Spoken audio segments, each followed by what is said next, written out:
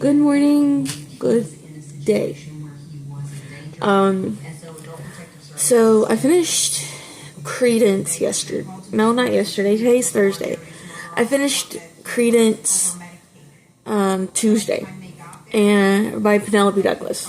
I can find the picture. Be up here. And then also Tuesday, I went by the library, by my local library, and I picked up 3 books. I picked up, y'all can't see that, but it's The Mayor of Maxwell Street by Avery Cunningham. She's an African American author. Holy crap, and I didn't even know she was from here. From my hometown. Okay, so Avery Cunningham is a resident of Memphis, Tennessee, and a 2016 graduate of DePaul University's Master of Arts in Writing and Publishing program. She has over a decade of editorial experience with various literary magazines, small presses, and best-selling authors. Avery grew up surrounded by exceptional African Americans who strove to uplift their communities while also maintaining a tenuous hold of prosperity in a starkly segregated environment. The sensation of being at once within and without is something she has grappled with since childhood and explores thoroughly in her work of historical fiction. When not writing, Avery is adventuring with her Bernese Mountain Dog Grizzly and wading waist deep in research for her next novel. She aspires to tell the stories of complex characters at the fringes of history fighting for their rights to exist. And The Mayor of Maxwell Street is her debut novel. Did not know that. Like I said, I did not know Avery Cunningham is from Memphis. I am so glad I picked it up because I also wanted to read from local authors as well. Due to my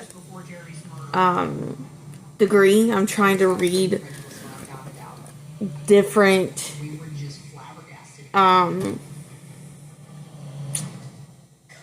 authors, different genres, and dip my toes in a lot of books. So here's the synopsis from The Mayor of Maxwell. The year is 1921, and America is burning. A fire of vice and virtue rages on every shore, and Chicago is its beating heart. There we go. It says right here that Nellie Sawyer is the daughter of the wealthiest Negro in America. So this is going to be like historically correct. So just in case if anybody decides to, what's the word, ban me or something, this will be historically correct. I will read the note from the author so that everybody's on the same loop with The Mayor of Maxwell. Okay? So please give me 1 minute. Let me finish the synopsis. Okay. Whose affluence catapulted his family to the heights of black society. After the unexpected death of her only brother, Nellie becomes the premier debutante overnight. Beauty. But Nellie has aspirations beyond society, influence, and marriage.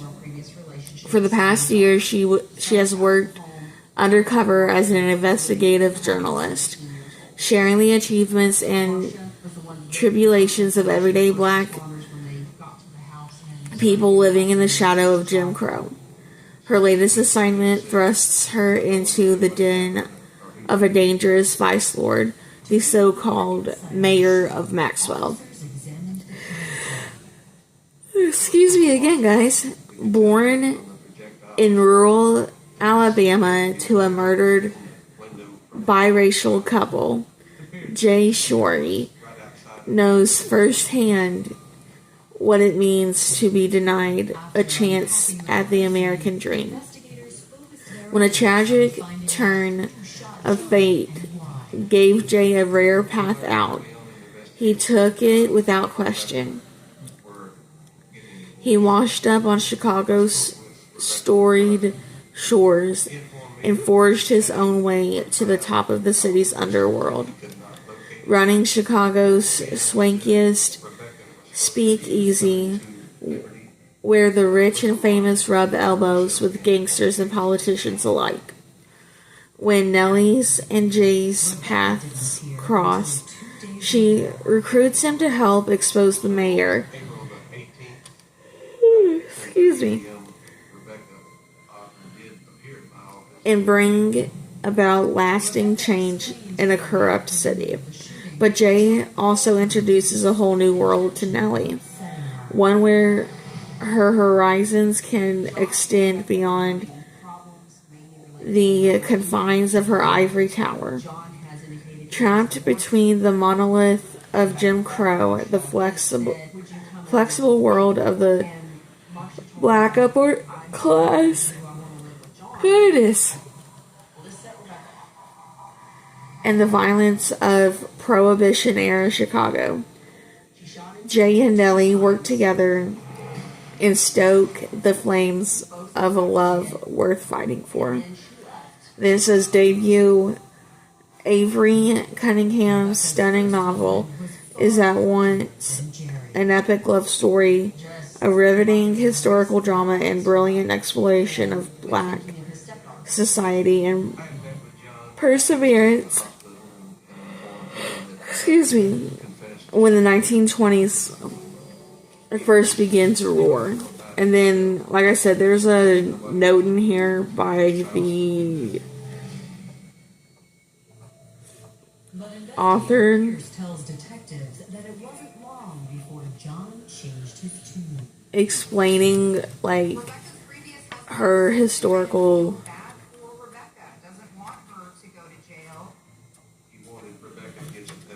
trying to be historically accurate.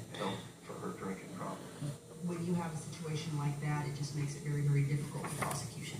And at that point, the district attorney works out the best deal that they can. The judge gave her 10 years probation. 180 days of that was not in the county jail. Okay, here it is. Cherokee County Sheriff investigated. In a sincere effort to ensure the mayor of Maxwell Street adheres to historical accuracy, It was terms that many find rightfully offensive being threatened with divorce. She was are used in this work, including Negro and colored. thought she was justified in taking This choice was not made lightly, but in the interest of narrative honesty and acknowledgement of our history. Excuse me. In all its degradation and back to Rebecca with all depravity, please be forewarned that these and other acts of racial, ethnic, gender, and sexual bias / oppression will be featured in this novel. I thank you for joining this exploration into a complex and exciting era in our history with me. So, like I said, there's a note about that. So if you're offended, I'm sorry. But the author's trying to be historically accurate in the book. And I know as a white cracker, or however you want to call me, Rebecca also it's not right, but I'm trying to, like, in historical fiction, I'm trying to understand. And and Ashley Cunningham actually is being historically accurate in this book, so for her historical fiction. So I have to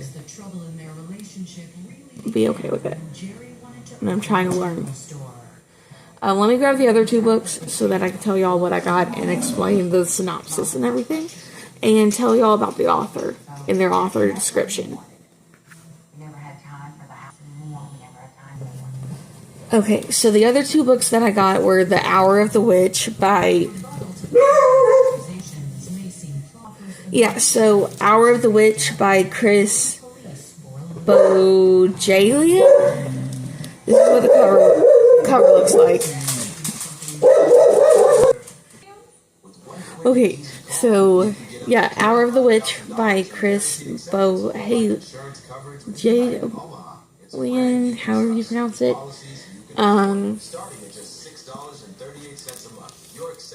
About him, he is the number one New York best-selling author of 22 books, including The Red Lotus, Midlife's, The Flight Attendant, which is an HBO series starring Kaylee Cuoco. So The Flight Attendant, I gotta watch that now since I have HBO Max for free. His other novels include The Guest Room, Close Your Eyes, Hold Hands, The Sandcastle Girls, Skeletons at the Feast, and The Double Blind. His novels Secret of Eden, Midwives, and Past the Bleachers were made into movies, and his work has been translated into more than 35 languages. He is also a playwright for Wingspan and Midwives. He lives in Vermont and can be found at, and then Chris Bojalian or Jalian.com, or on Facebook, Instagram, Twitter, Litsy, and Goodreads.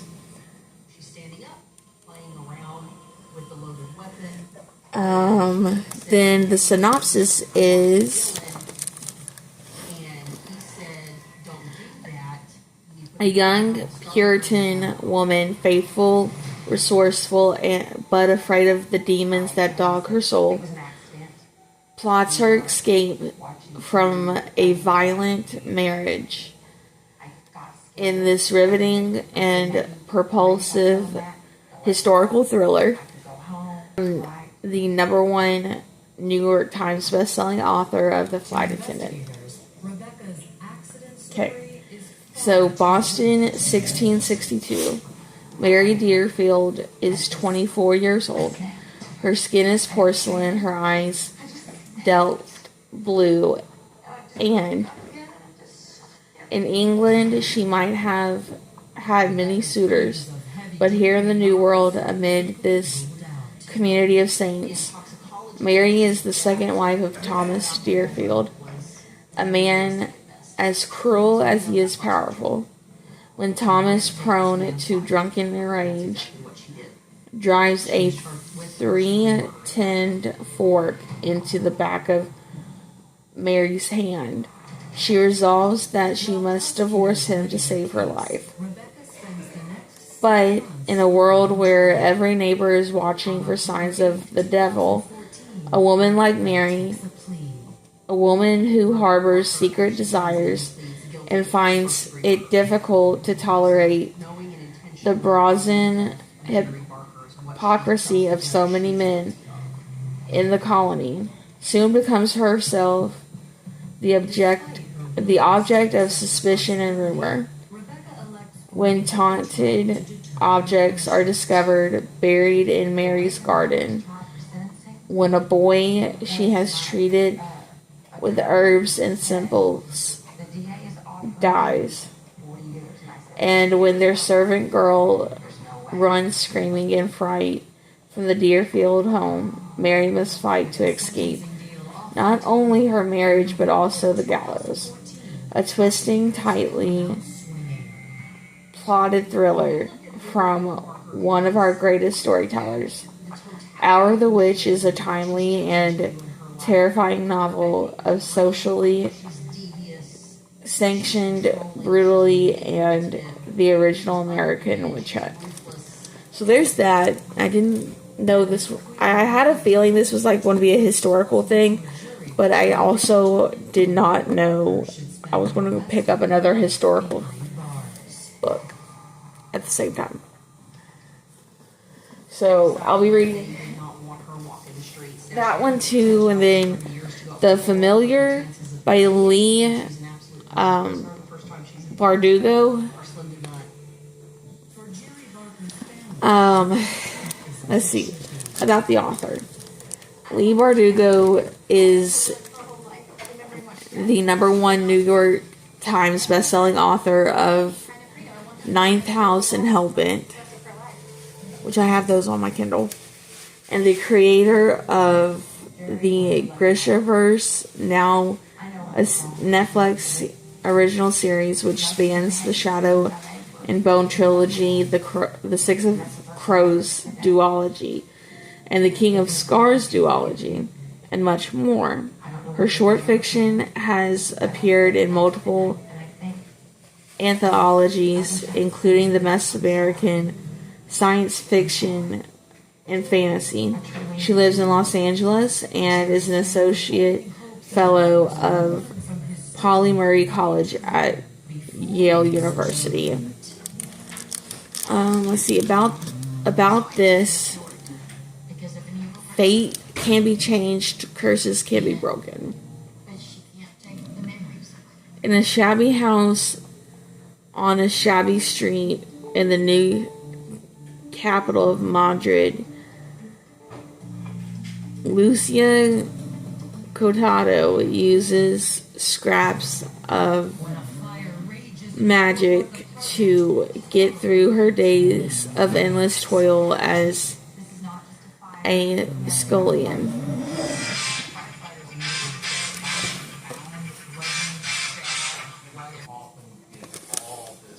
But when her scheming mistress discovers that the lump of a servant cowering in the kitchen is actually hiding a talent for the little miracles, she demands Lucia use those gifts to better the family's social position. What begins as a simple amusement for the nobility takes a perilous turn when Lucia garners the notice of Antonio Perez, the disgraced secretary to Spain's king.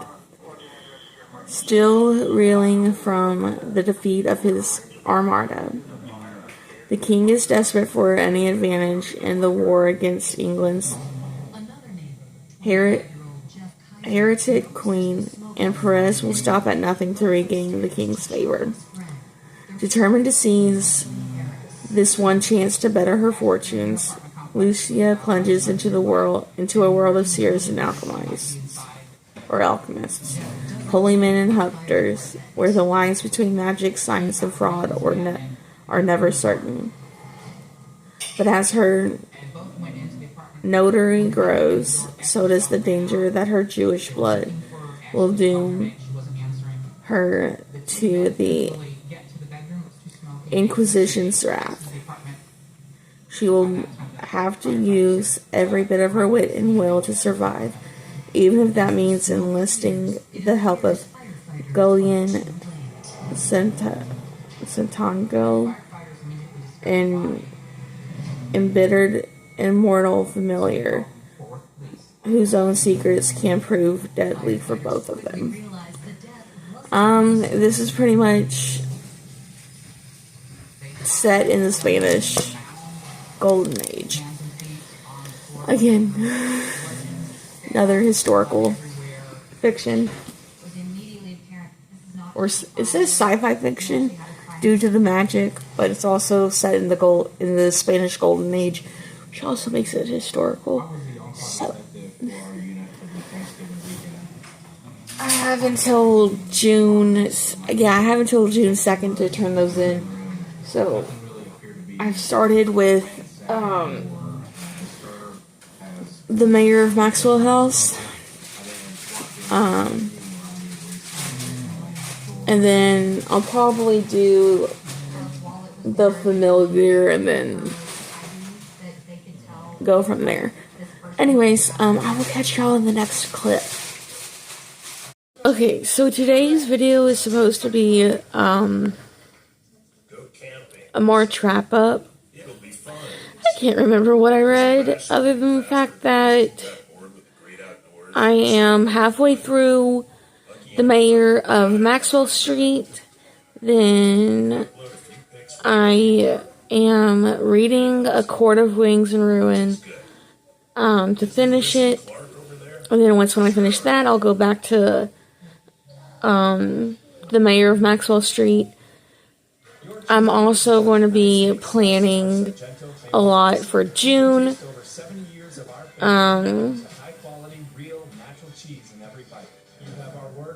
And everything like that. So I will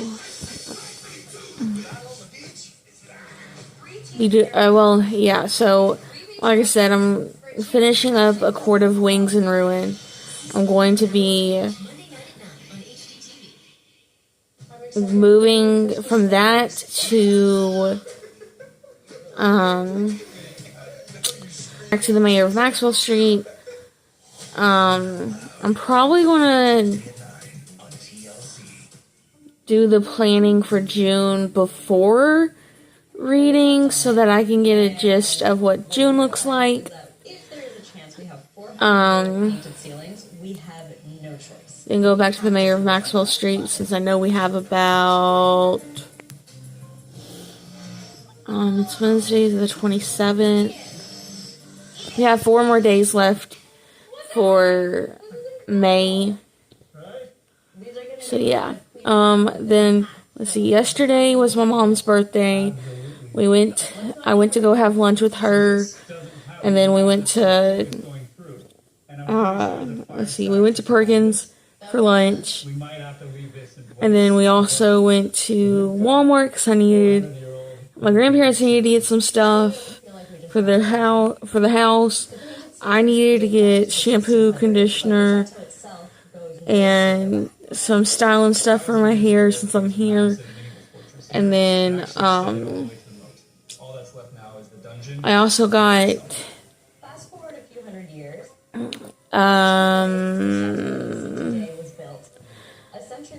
a body scrub that smells really good.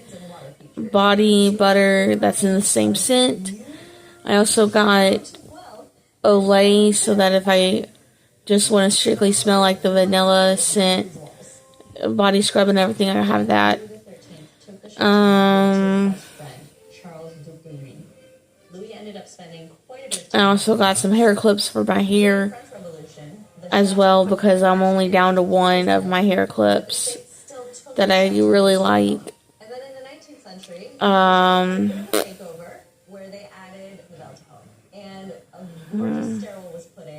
In the Second World War, the chateau was actually occupied by the Nazis. Anything that wasn't held down with a nail, other than that, that's about it. I'll probably do like one more little video before closing this video off. So yeah. Okay, so it's Friday, May 29th. Yeah, May 29th. I'm gonna go ahead and end the vlog here, guys. I'm sorry for it being long and unexpected. But I will see everybody in the next vlog. Don't forget to like, subscribe, share, comment. If you made it through to the end of the video, comment a book emoji. And yeah, I'll see you on the next video. Bye, guys.